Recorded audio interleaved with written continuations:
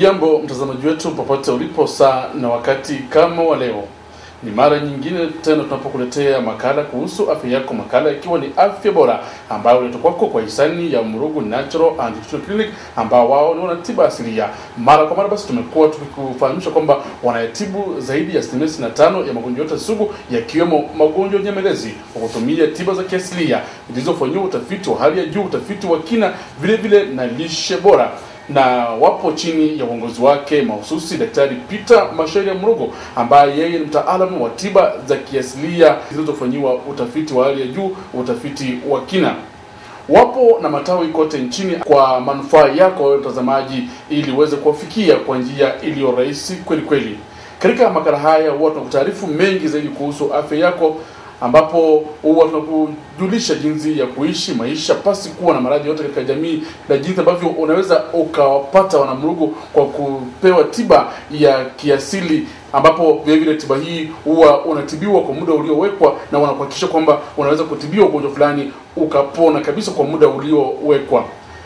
Mara kwa mara basi tumekuwa tukikujulisha kwenye kipindi kwamba unapotumia tiba za kemikali ama dawa za kemikali kwa muda mrefu, bila shaka huwa na madhara ya kando. Yaani katika lugha ya Kiingereza tunasema kwamba side effects. Haya madhara ya kando basi bila shaka kwa mara nyingi huwa yanaathiri kiungo muhimu kwenye mwili wako, kiungo hiki kikiwa ni figo.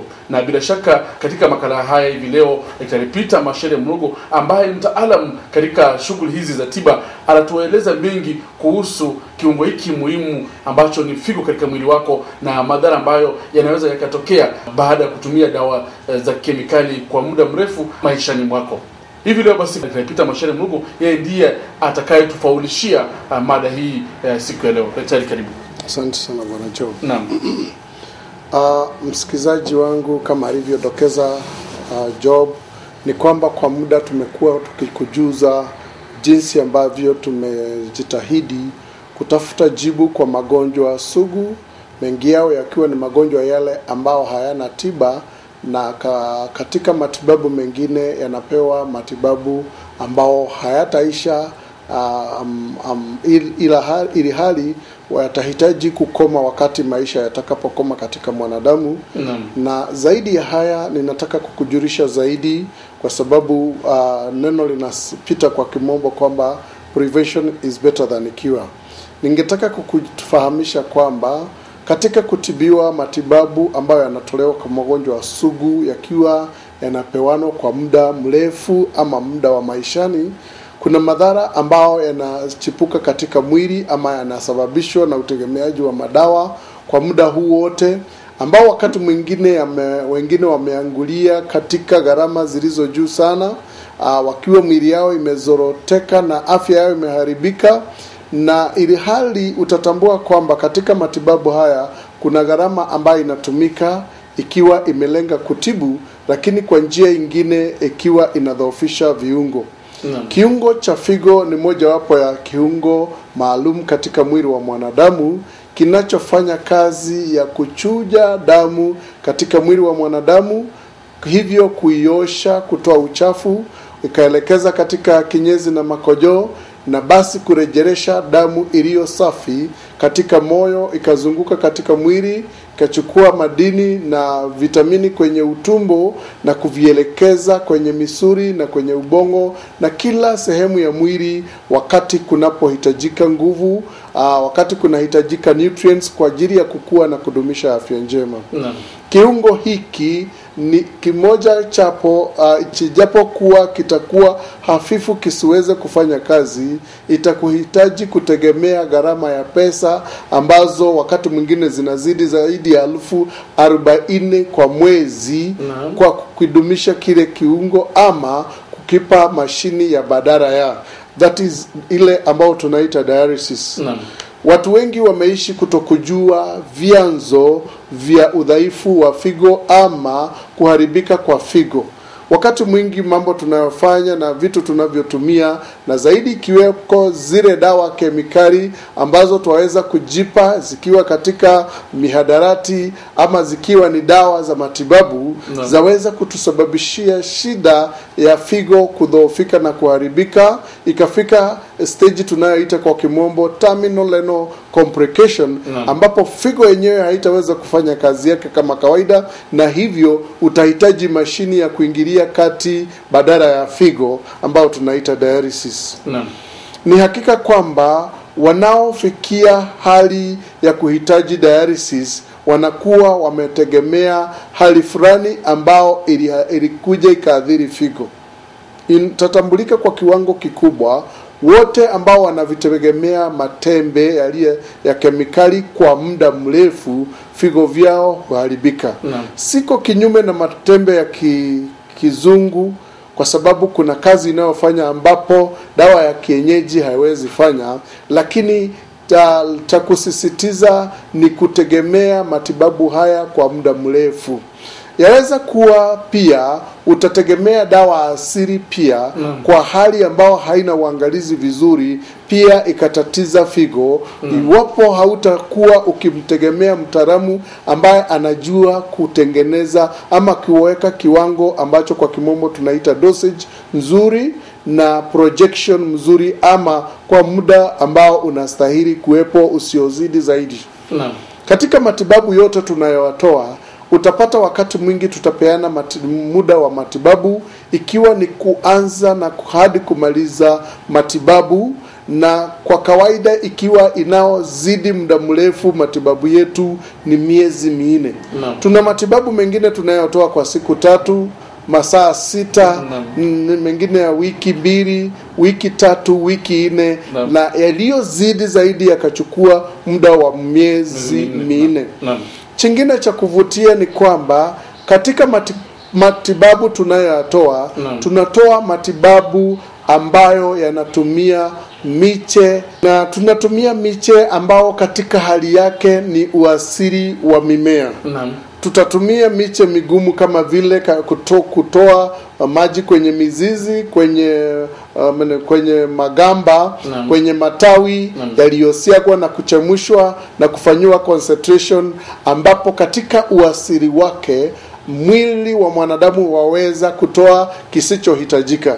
Lakini wakati mwingi inapotegemewa katika njia ya kemikali, mwili wa mwanadamu waweza kutokuweza kuondoa kisichohitajika, ama vingine vyaweza kujiunga, ama combination zingine zinaweza fanyika katika mwili wa mwanadamu zikasababisha madhara, kama alivyodokeza Job juu ya figo kuharibika.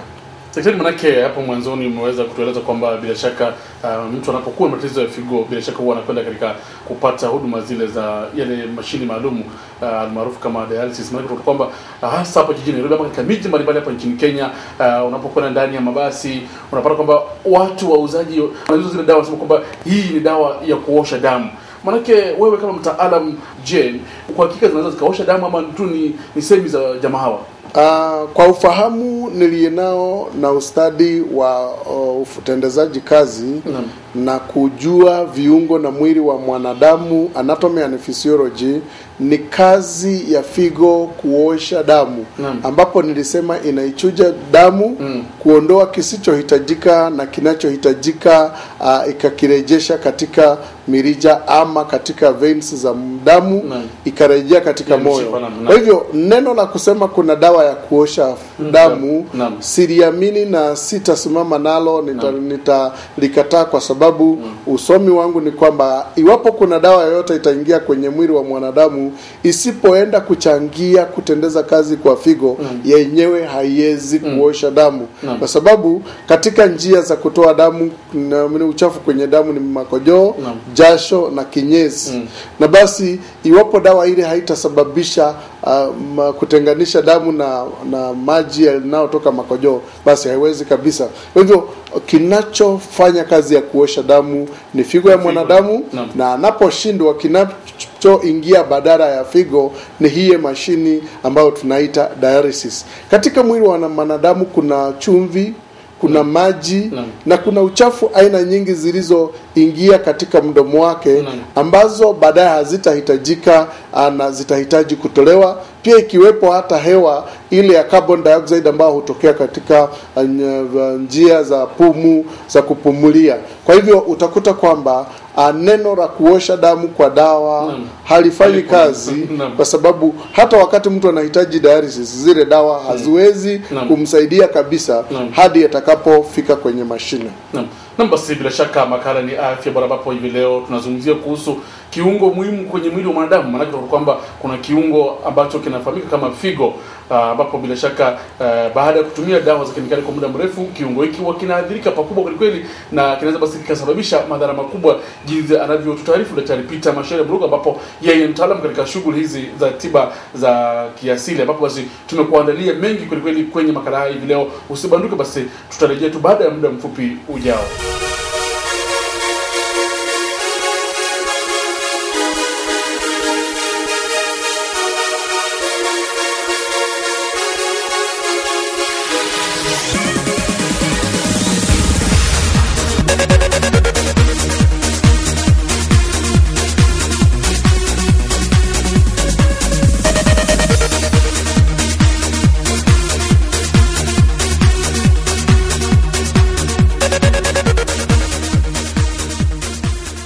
Barabara, basi karibu tena kwenye makala mtazamaji, makala yakiwa ni afya bora, basi ambao tutakuwa na shirika la Murugu Natural and Nutritional Clinic ambao wao tiba asilia, na bila shaka basi anayetufaulishia makala hivi leo ni Daktari Peter Mashere Mrugo, ambaye vile ni mkurugenzi wa shirika hili la wanamurugu, ambapo wapo na matai kote nchini. Jinsi huwa tunakutaarifu kwenye kipindi hiki, na vile huwa tunakupa nambari ya mawasiliano ambapo unaweza kumpigia simu daktari basi akupe taarifa zaidi ambazo pengine ungependa kujua kuhusu shirika hili la wanamurugu.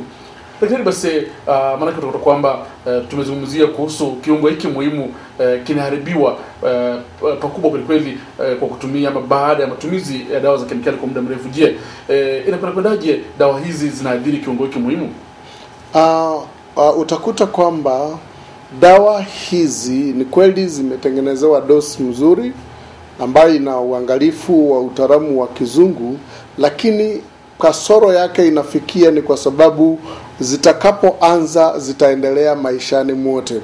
Na wakati mtu anapoanza, pengine alianza akiwa kijana barubaru ama mtu mchanga, lakini anapoendelea uzee unamuingia, na uzee unapatikana kudhihirika wakati viungo vya mwili vinaanza kudhoofika kwa sababu ya kuwepo katika kazi kwa muda mrefu.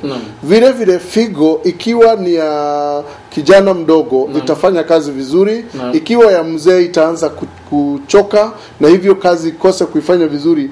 Alafu ikiwa ya yule mzee ilianza kupewa madawa ambao inahitaji kuchuja na iendelee zaidi na zaidi hata anapozeeka, katika uzeeni udhaifu wa ile figo na madawa ambayo yanafuatanishwa kupewa, basi yatasababisha ikavunjika katika njia. Kwa hivyo itasababika si kwa sababu amekunywa dawa tu za kizungu, lakini amezikunywa kwa muda mrefu. Na si za kizungu tu, hata dawa za kienyeji, iwapo mtu hata tengenezewa dozi. Kwa mfano nimewakuta watu wengine wamekuwa ni daktari wa wenyewe, wamejua aloe vera ni dawa nzuri sana. Kwa hivyo anachuna aloe vera, anabeba, amejaza mkono ama amejaza kasuku, anaenda yote anachamusha na ana make sure kabla masaa 5 amemaliza ile kasuku yote nzima. Dosage establishment kama haitatengenezwa vizuri na uangalifu na ustadi, yaweza pia hata dawa ya miti kusababishia mtu shida kama haitaangaliwa. Katika kumpa dawa mgonjwa, kuna mambo yanapaswa kuangaliwa. Katika utafiti wetu tuliyetaka kuona kitu tunaita kwa kimombo metabolization ya dawa iko namna gani. Na hivyo kabla hatujamwanza mgonjwa, tukapima figo lake, tukaona vile liko, tukapima maini yake, tukaona vile yako, tukarudi tukamweka kwa dawa kwa muda sema wiki 3, tunarejelea tena kupima, mwezi moja tunarejelea kupima, ili tuhakikishe kwamba kiwango tunachopeana, dawa tunayopeana haina madhara ambao yanasababisha katika mwili wa mwanadamu. Hii nitatoa kama njia moja ya kuwatia changamoto watendezaji wa dawa ya kienyeji ambao wanapewa na wale wa kizungu. Do you know the metabolization ya hiyo dawa yako inaendaje? Sisi tulijua hapo ndipo palipo na mambo, na hivyo tukachunguza effects kwa figo, effect kwa maini, na tukadhibitika kwamba dawa zile zetu na dosage tunazo establish zitaharibika. Na hata mwisho wa miezi 4 wa kumpa dawa tukaangalia kuona figo imebaki ikiwa shwari, maini imeachwa ikiwa shwari. Hivyo dosage yetu ina kitu tunaita safety, ambao tulifanya cross monitoring, tukajua tujapompa mtu dawa hii akiwa wa umri huu haitakuwa na madhara kwenye figo. Kwa hivyo utakuta zile dawa ni kwa sababu ya kutegemewa kwa muda mrefu, na hivyo sisi zetu zote tukazifungia miezi 4 na hakuna inaozidi miezi 4. Daktari, basi inakuwaje mtu huyu, mama mgonjwa huyu anazitumia hizi dawa kwa muda mrefu? Maana kama ninyi katika kliniki za Mdogo mna muda wa matibabu kama miezi 4 ambao ni muda mrefu zaidi, na inakuwaje basi mtu anatumia dawa hizi kwa muda mrefu? Ni kwa sababu zile dawa ni za kupunguza makali. Makali peke yake. Na ajapotumia saa hii, japokuwa kwenye damu kama ni high blood pressure, masinikizo la damu litakaa shwari, lakini japoendelea kutoka, kwa sababu lazima itachujwa nje kwenye mwili wake, ikipungua tena damu yake inapanda. Kama ni sukari vile vile inapanda. Kama ni asma vile vile pumu inampata. Na kama ni mchungu wa kama arthritis, utapata senye dawa ingaliko hatakuwa na uchungu, lakini kitoweka uchungu unarejea. Hivyo anahitaji kumeza dawa. Mambo mengine ambayo yanachangia watu kuendelea katika haya madawa na hata wasiwe na wasiwasi ili hali wanazidisha shida ni kwa sababu pengine mtu anategemea scheme ya funding ya medical bima. Bima iwepo, ataambiwa enda kwa hospitali ile na dawa zote utakazohitaji wewe chukua, sisi tutakuja kugharimia. Kwa hivyo kuelewa kwamba kuna gharama hakuna. Na basi zile dawa pengine zitakatisha makali na uchungu, asipopata uzingizi atalala ajapokuwa kwenye madawa. Kwa hivyo utakuta kwamba katika kutegemea hayo pia kunafanya waendelee. Na pia tunapowakaribisha kwa dawa ya miti, wanasema hawa ni washirikina, wapigaji ramli, wanakaa watu wasiojua wanachofanya. Lakini kwa muda sasa wengi wanaonitazama wametambua kweli tunajua tunachokifanya, na tunajua misingi ya afya, na tunajua usalama wa afya unapaswa kuangaliwa kwa namna gani. Na hivi tumejibidi zaidi kukubalika kwao ili tuwaokoe wanapoenda kuzama katika kutegemea dawa maishani, tuwarejeshe uzima kamilifu. Ndio basi, hebu basi nikurejesha pale nyuma kidogo, maana mgonjwa anapokuja mara ya kwanza, pengine maana lazima muweze kubainisha mgonjwa anaugua ugonjwa fulani katika maabara yenu ambayo imeboreshwa na ni kisasa zaidi. Je, mgonjwa akija lazima mpime ile figo kabla ya kumpa matibabu ama inakwendaje? Wacha niseme Job, sisi tunafanya zaidi. Kwa nini? Huyu mgonjwa amekuwa pengine yako na arthritis. Ni kweli tunaitibu kwa miezi 4 inaisha. Lakini kabla aje kwetu ametegemea dawa ya kemikali, akatafuta ile yenye nguvu zaidi, ana combine hii na hii ndio uchungu siwepo. Hivyo yale madawa yaliporundika kwenye mwili wake, figo yake ilibeba mzigo, na hivyo ni lazima tuulize, okay, umekunywa dawa kwa miaka 5, umekuwa kwa matibabu haya kwa miaka 10. Wacha tuangalie viungo vyako vilivyo, figo yako na maini vilivyo, ili tujapokuja kuikabili kama ilikuwa karibu kuharibika tuirejeshe, na kama imevunjika haraka tukujue ili tujue the necessary ama matibabu ya dharura yanayohitajika kwa wakati huu ili tuokoe jahazi. Kwa hivyo kitu ambao wakati mwingine hata tunakoseana na wagonjwa wanapokuja ni kwamba utafiti tunaufanya kwa makini zaidi. Okay, kuna gharama ambao iko pale, lakini ni ya muhimu. Kwa nini Job? Nipate mgonjwa hii inafanywa na wale wa kienyeji kabisa. Utamtembelea kwa sokoni, amesimama na madawa, ni daktari.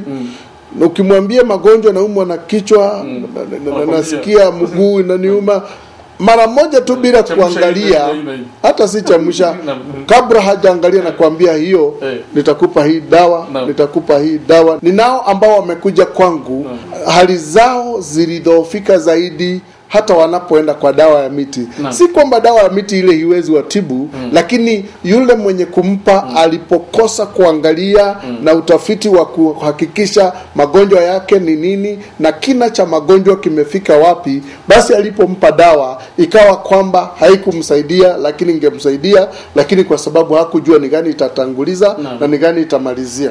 Akawa pengine ana shida ya figo imekaribia kukatika, alipopewa dawa ya kumaliza vidonda vya tumbo, figo ikaisha. Huyu akasema hata hiyo dawa yao ndio imeniharibia.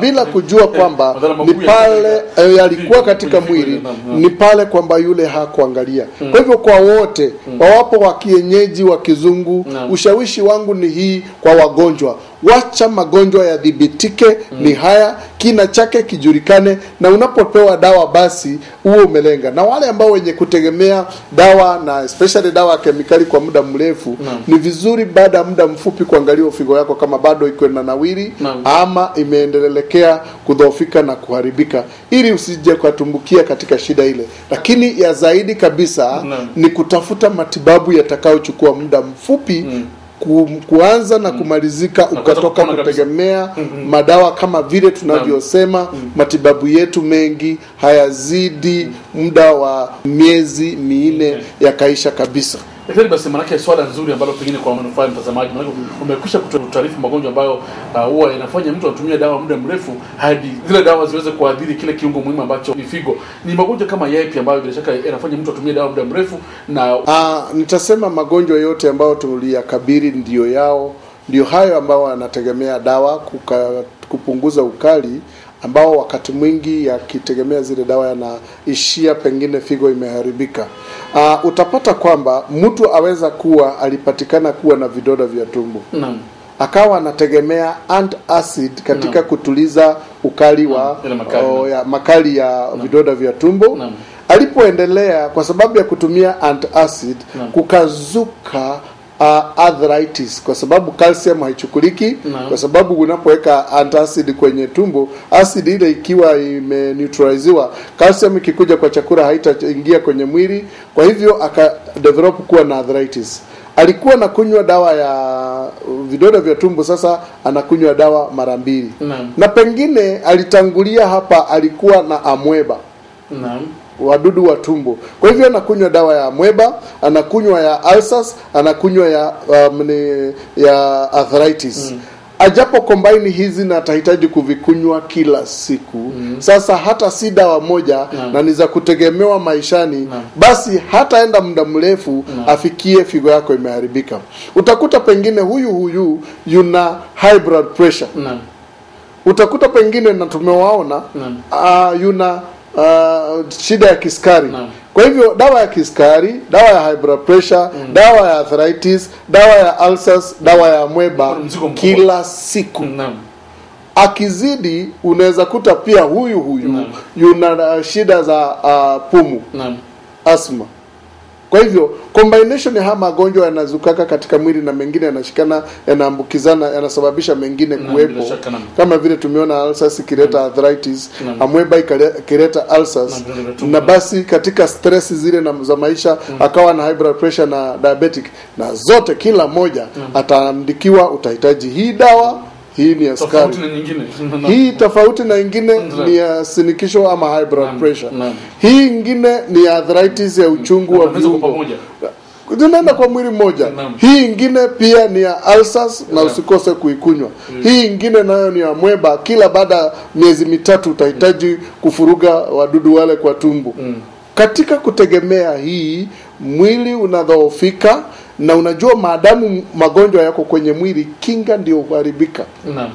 Na ndiposo unakuta akianza kuwa na ugonjwa huu, magonjwa mengine pia yanapanda kama yenye kupandanilia. Kwa hivyo utakuta kwamba kutegemea hizi madawa, ni kweli yaweza kuwa ana bima. Kwa hivyo kama alionekana amoeba, kaza na za amoeba, bima inalipia. Ulcers, bima inalipia. Akawa na arthritis, bima italipia. Akawa na high blood pressure, bima italipia. Na akawa na diabetic pia bima italipia. Kwa hivyo pasipo kujua kuna madhara ambayo yanatengenezeka katika mwili, mwisho anaenda anaambiwa sasa figo yako imeharibika na sasa utahitaji kuja kwa dialysis. Uliuliza mambo ya kupima. Katika kuangalia figo itahitaji aina kadhaa za vipimo zifanyiwe. Katika kupima damu kuna ile tunaita UEs, urea and electrolyte, ambapo tunaangalia sana creatinine na ions ambazo zinaonekana kwenye damu. Kwenye picha pia waweza kupigwa picha ikabainisha figo kama iko na shida, pelvic ultrasound scan inaweza kubainisha, na kuna dalili ambao si za kueleweka sana ziweza kuonekana kama vile wenye kuwa na kufura miguu. Kufura miguu kuweza sababika mtu akiwa na shida ya figo. Kusikia kama mtu anabanwa chini ya utumbo kwa upande, anasikia kitu kinabana, si uchungu kubana, inaweza kuwa ni dalili nyepesi ya kuonekana kubashiri kama kwamba waweza kuwa na shida ya figo. Kwa hivyo wewe ambao unategemea dawa ya kemikali na umeitumia kwa muda mrefu, kama hujakuwa na wakati wa kuangalia kuchunguza figo lako, ninatoa shauri ni mapema uangaliwe kabla hujahitaji kufikia kuambiwa figo lako limeharibika. Gharama za kuosha figo kila wakati ni gharama kuu, na inayotendwa nzuri ni ile ya transplant kwa mtu wa shida ya figo. Uombewe figo ya mwenzako ambao itahitaji kuangaliwa ingizwe katika mwili wako, na zaidi ya hapo ijapo ingizwa kwa sababu ni kiungo ambacho hakikuwa chako, kuna matembe ambao wewe utavitumia kusuppress immunity yako isikiue kile kiungo kigeni, ambao kwa kukadiria wakati mwingi kwa urahisi inagharimu 20,000 kila mwezi maishani. Kwa hivyo transplant ni nzuri, lakini gharama zake ni nzito. Kwa hivyo pesa nyingi zile sitaona Wakenya wakiweza kujimudu 20,000 kila mwezi. Hata kama ni kuchangiwa, hutachangiwa mwaka huu na mwaka ujao na watatu. Watu watachoka na wewe na hivyo watakuacha, na hivyo madhara yale ya figo yatakuwa yakikidhiri zaidi na ya kikera zaidi. Hivyo kuna haja ya matibabu badala ya kutegemea dawa kemikali za kupunguza makali na kutibu kwa muda uliowekwa. Nashika basi daktari, mwisho kabisa, manake ilikuwa ni jambo la busara uweze basi kutufahamisha, manake tumekuwa tukiwaeleza watazamaji kwamba tuna maktaba ambayo bila shaka watu wengi wamekuja wametibiwa na wakapona kabisa, na majina yao yapo hapa pamoja na nambari za mawasiliano. Na nini katika Murugu mnaweza mkajivunia kwamba swala hili la figo ama shida hii ya figo mmeweza kutibu watu takriban kama watu wangapi? Orodha yetu na maktaba yetu ni kubwa kiasi cha nijaposema Nairobi tuna maktaba ambao imefikia 40,000. Kwa muda wa miaka tuseme miaka 13 hivi. Muda tumepokuwa hapa Nairobi.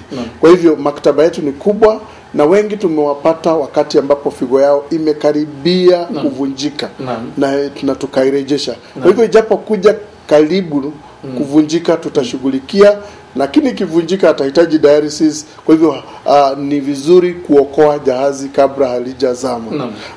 Maktaba yetu ni kubwa ambayo imetudhibitishia kwamba tunaokoa, na zaidi ya hayo katika kulenga magonjwa sugu, cha muhimu zaidi tuliona ambacho kitawalema watu wetu ni figo.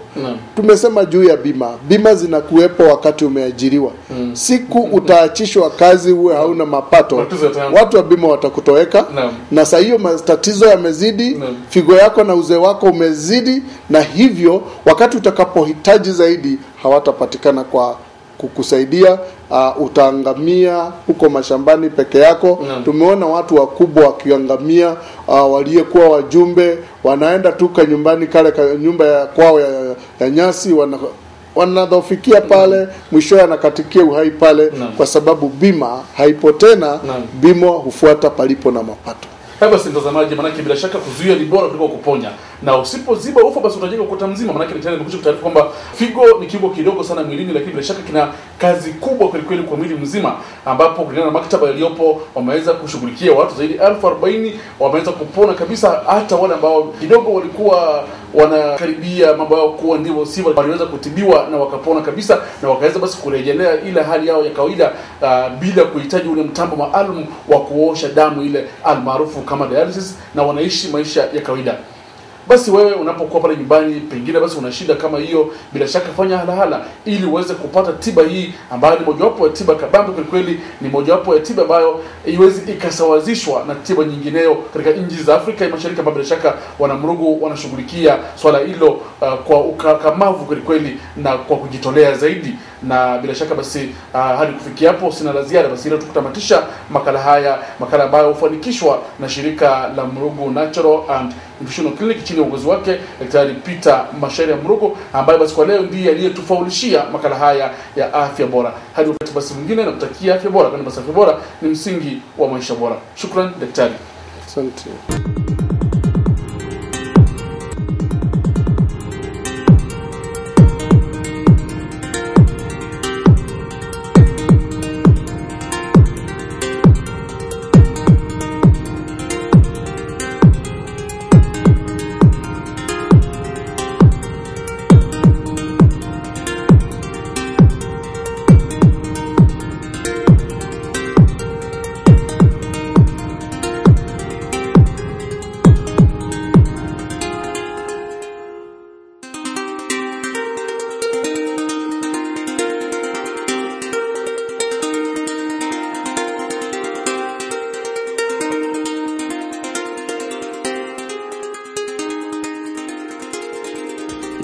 Dr. Morogo can be reached at his Contrast House Clinic, 5th floor, Moi Avenue, Nairobi. He can also be reached on telephone 2241-001, Nairobi. Cell 0722 997788. Email pemorogo@yahoo.com.